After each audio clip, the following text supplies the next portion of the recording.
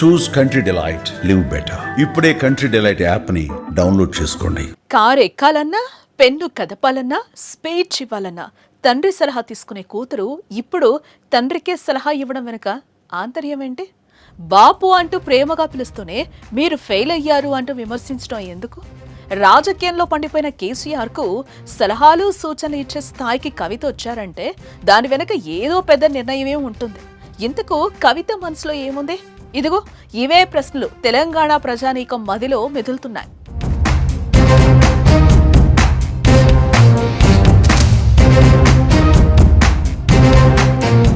అప్పుడొక లెక్క, ఇప్పుడు మరో లెక్క అంటూ బీఆర్ఎస్ ఎమ్మెల్సీ కవిత తన రూట్ ను మార్చుకున్నారు.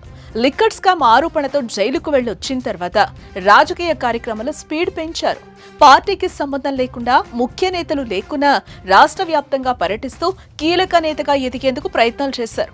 బీఆర్ఎస్ పార్టీలో అసంతృప్తి నేతలు, ఇబ్బందుల్లో ఉన్న కార్యకర్తలను పరామర్శించుకుంటూ తనదైన మార్కును చూపించారు. అయితే ఇప్పటికే కవిత సొంతంగా పార్టీ పెడతారనే ప్రచారం జరుగుతూ ఉండటం, తండ్రి ఫెయిల్ అయ్యారంటూ లేఖలో రాయటం ఆ వార్తలకు మరింత బలం చేకూర్చుతుందనేది రాజకీయ వర్గాలు భావిస్తున్నాయి.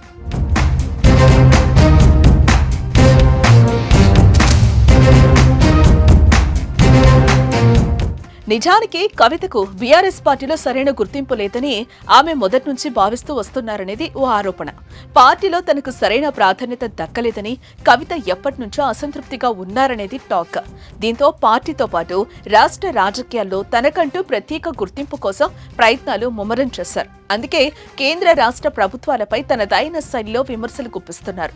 వైఫల్యాలను ఎత్తి చూపుతున్నారు. ఎవరినీ వదిలే ప్రసక్తే లేదని, తప్పుల్ని ఎత్తి చూపుతానని, ప్రజల పక్షమని కవిత స్పష్టం చేస్తున్నారు. ఇలా రాష్ట్రంలో విస్తృత పర్యటనలకు శ్రీకారం చుట్టిన ఆమె ఇప్పటికే 42 అసెంబ్లీ సెగ్మెంట్లకు పైగా వెళ్లారు. నేతలతో భేటీలు నిర్వహించారు. వారి నుంచి ఫీడ్బ్యాక్ తీసుకున్నారు. స్థానికంగా ప్రజలు పడుతున్న ఇబ్బందులను క్యాడర్ నుంచి తీసుకుని వాటిపై పోరాటానికి సిద్ధమవుతున్నారు. అంతేకాదు, ఏ సమస్య వచ్చినా తనను సంప్రదించాలని, తాను నిత్యం అందుబాటులో ఉంటాననే భరోసా ఇస్తున్నారు కవిత.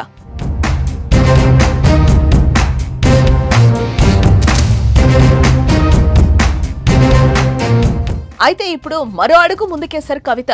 మొన్న జరిగిన బీఆర్ఎస్ సభను ఉద్దేశిస్తూ కేసీఆర్ కు రాసిన లేఖ ప్రస్తుతం ఆ పార్టీలో చర్చనీయాంశంగా మారింది. ఇందులో కేసీఆర్ ను బాపు అని సంబోధిస్తూనే సభ వైఫల్యాలను ఎండగట్టారు. మీరు అలా మాట్లాడుంటే బాగుండేదంటూ సలహాలు ఇవ్వకనే ఇచ్చారు కవిత. ఇప్పుడు ఈ లేఖ వ్యవహారంతో పార్టీలో అంతర్గత విభేదాలు ఉన్నాయి అనడానికి బలం చేకూరేలా కనిపిస్తున్నాయి. ఇప్పటికే కేటీఆర్ తో విభేదాలున్నాయని, పార్టీలో ఇద్దరు ఇమడలేకపోతున్నారనే ప్రచారం జరుగుతోంది. అందుకే కవిత త్వరలోనే పార్టీ పెట్టబోతున్నారు అని, బీసీలు ఉండే విధంగా పార్టీ పేరును సైతం ఖరారు చేశారనే ప్రచారం ఊపందుకుంది. అందులో భాగంగానే గతంలో ఎప్పుడూ లేని విధంగా కవిత రాజకీయాలు స్పీడ్ పెంచారని పలువురు అభిప్రాయపడుతున్నారు. అందులో భాగంగానే బీసీ వేదికపై తన గళాన్ని బలంగా వినిపిస్తున్న తీన్మార్ మల్లన్నను కూడా కవిత కలిశారనేది టాక్.